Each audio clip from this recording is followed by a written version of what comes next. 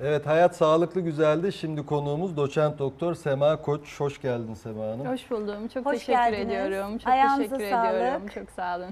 Çok güzel bir yerden geldiniz. Kesinlikle Neresi? öyle. Antalya mı Evet, yoksa? evet. Bak Antalya'dan nasıl Böyle güzel, geliyoruz. güzel renkleri, deyince. ışıltısıyla, Çok güzel. enerjisiyle zaten hakikaten. Teşekkür ediyorum. Çok zarifsiniz. Bugün önemli bir konuyu konuşacağız. Horlama ve apne. Horlama konusu çok böyle sanki herkesin hayatında olabilir ve çok normal gibi bir algısı olsa da çok da normal bir durum değil. Bunu konuşacağız değil mi? Kesinlikle artık durum değil, hastalık olarak değerlendiriyoruz. Horlama herkesin bildiği uykuda gürültülü nefes alıp verme durumuna diyoruz. Boşanmalara Apne kadar ise, gidiyor değil mi? Boşanma nedeni. Yani önemli bir sağlık problemi, önemli bir sosyal problem kesinlikle. bir de uykuda nefesin durma durumu var ki çok tehlikeli bir şey. Bazen vücut bunu fark etmiyor bile. Sanırım bunun da özel bir testi var. Onu yapıyorsunuz. Ne kadar ciddi olduğunu vesaire. Bu nedir uykuda nefesin durması?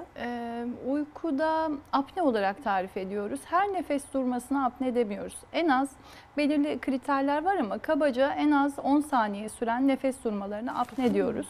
Çok daha uzunları var. Apnenin Çok çok uzun. daha uzun, Evet, çok daha 10 uzun. saniye. 80-90 saniye, 100 saniyeyi geçen, bazen uyku testi sırasında uyarmak zorunda kaldığımız hastalarımız olabiliyor. Bunu tespit etmek için polisomnografi adı verdiğimiz uyku testini yapıyoruz. Genelde horlama ve apne şikayetiyle gelen hastalarımıza. Doğal uykusunda uyumasına özen gösteriyoruz. Herhangi bir ilaç uygulamıyoruz. Bu test sırasında hasta uykuda aynı zamanda mikrofon ve kamera kayıtlarını da alıyoruz. Horlaması ve uykuda ne oranda nefes durması var, vücut ne kadar oksijensiz kalıyor, işte kas hareketleri, kalp ritim, beyin EEG kayıtları, bunların hepsini alıp uyku problemi nedir, nereden kaynaklanıyor, bu test ile açıklığa kavuşturuyoruz. Şimdi ciddi bir test, güzel de sonuçlar veriyor. Esasında olay da çok önemli. Yani nefes alamadığınız zaman kandaki oksijen seviyesi düşüyor ve belki yatkın hastalarda bu kalp krizine kadar bile gidebiliyor. Şimdi burada tabii uyarıcı bir takım işaretler de vardır anladığım kadarıyla. Yani sadece horlama değil de hastaların ne şikayetleri oluyor? Yani nasıl size başvuruyorlar? Sadece horlama mıdır şikayetleri, yoksa başka bir takım ipuçları var mı? Bazen direkt horluyorum ve nefes durmam oluyor. Hatta nefes durmam sonucu bir anda irkilerek uyanıyorum diyen Karabasan hastalar da sanıyor var. belki. Ama çoğu zaman hastalarda birçok hasta apne hastası olduğunun farkında değil. Sadece yakınları, eşi, partneri gürültülü nefes alıyor, şikayetiyle geliyor ama biz birkaç sorgudan sonra aslında durumun apne hastası olduğunu hastamızın öğreniyoruz. Bu hastalar genellikle sabahları yorgun uyanma, boğazda kuruma hissi, gün içi çabuk yorulmalar ve bir türlü kendini dinç hissedememe şikayetleriyle geliyorlar. Bunun dışında sonuçta horlama ve özellikle apne dediğimiz uykuda nefes durması vücut için stres oluşturan bir durum. Oksijensiz kalması, tüm bedenin sabaha kadar oksijensiz kalması söz konusu. Beyne, kalbe, diğer organlara az oksijen gitmesi söz konusu. Bazen de direkt sinirlilik, depresif ruh haliyle de gelebiliyor. Özellikle horlama ve apne hastalarımız. Genelde horlama ile ilgili bir yaş var mıdır? Yani çok küçük çocuklarda da dikkat ediliyor ama evet. yaşlılarda da oluyor. Her yaşta oluyor anladığım Her kadarıyla. yaşta görebiliyoruz. Sadece birazdan bahsedeceğim horlamaya neden olan etkenler yaş gruplarına göre farklılık gösterebiliyor. Yeni doğanda bile apne şikayeti görebiliyoruz. Evet. Peki mesela nelerdir şikayetle gelmelerinden sonra sizin tanı koyup diğer hastalıkların belki de bir işareti, bir belirtisi olarak? Öncelikle rutin KBB muayenesini mutlaka yapıyoruz. Burunda eğrilik var mı? En sık problemler burun etlerinde büyüme var mı? Polip dediğimiz diğer et yapılarda çoğalma, hava yolunu daraltan patolojiler söz konusu mu? Nazofarinks dediğimiz geniz bölgesinde geniz eti var mı? En sık horlamaya neden olan nedenler özellikle küçük dilin olduğu ve dil kökün olduğu bölümleri endoskopla ayrıntılı değerlendiriyoruz. Küçük dilde sarkma var mı? Dil kökünde özellikle uyurken geriye kaçıp nefes durmasına neden olabilecek büyüme ya da daralmalar var mı? Bunları ayrıntılı tespit ediyoruz. Sonuçta Sadece muayene bulgularıyla değil, biraz önce bahsettiğim uyku testiyle beraber değerlendirip hastaya alternatif çözümler öneriyoruz. Ve ameliyatlardan da gerçekten güzel sonuçlar alıyor Yüz güldürücü hastalar mü? bildiğim kadarıyla. Çoğu yüz güldürücü oluyor ve çok da ağrılı değil ameliyatlar. Çok seviyorum Demeyelim. doktorların hep yüz güldürücü. Ağrıyı da sen Kesinlikle soracaksın. horlama benim çok emek verdiğim bir alan. Yaptığımız güncel cerrahiler arasında belirgin farklılıklar var. Artık çok daha yüz güldürücü, iyi sonuçlar, güncel cerrahilerle, yeni teknik cerrahilerle oldukça yüz güldürücü sonuçlar alıyoruz. Ve güncel cerrahilerin diğer avantajı da yıllar geçse de tekrar şikayetler, o eski hal, kendini kötü hissetme hali, tekrar horlamanın ve apnenin başlaması, başa dönme durumu söz konusu olmuyor. Bir tedavi aşağı yukarı ne kadar sürüyor? Değişiyordur elbette kişiye göre ama. Şöyle, horlama hastası geldiğinde uyku testi ve biraz önce bahsettiğim endoskopik değerlendirmeyi beraber yapıyoruz. Eğer endoskopik değerlendirmede belirgin daralmış alanlar görmüşsek ve uyku testinde de obstrüktif dediğimiz tıkayıcı nefes durmaları duruyorsa bu gruba tabii ki cerrahi tedavi öneriyoruz. Ama bir grupta evet nefes durması var ama belirgin daralmalar muayenede görmüyoruz. Bu gruba ya uykuda kullanacağı CPAP, BiPAP adını verdiğimiz bir maske sistemi, bununla uyumasını öneriyoruz veya ağız içi apareyler, bir grup hastaya da ilaç tedavisi öneriyoruz.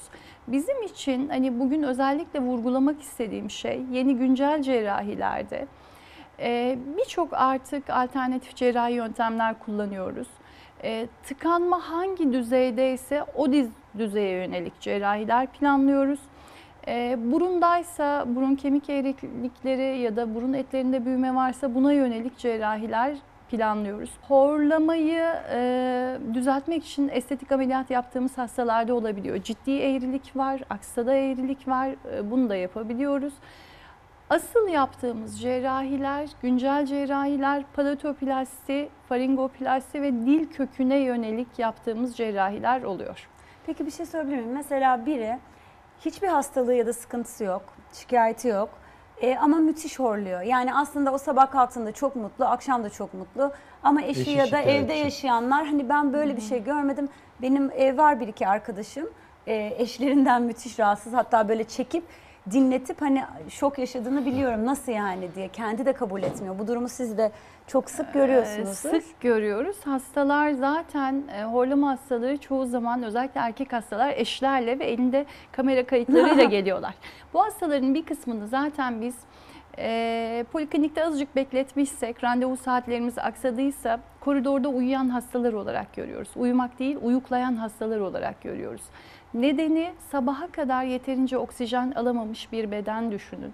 Sabahları yorgun uyanıyor, gün içi bir türlü aktifleşemiyor ve uzun süre oturması gereken ya da immobil durması gereken durumlarda bu hastalarda kısa süreli uyuklamalar görüyoruz. Horlama aşamasında hastaları yakalamak aslında bizim için en iyi durum. Nedeni şu, erken aşamada bu hastaları yakalarsak ve tedavi edersek bir sonraki aşama olan apne ve apnenin neden olacağı birçok sağlık problemlerinden hastaları korumuş oluyoruz.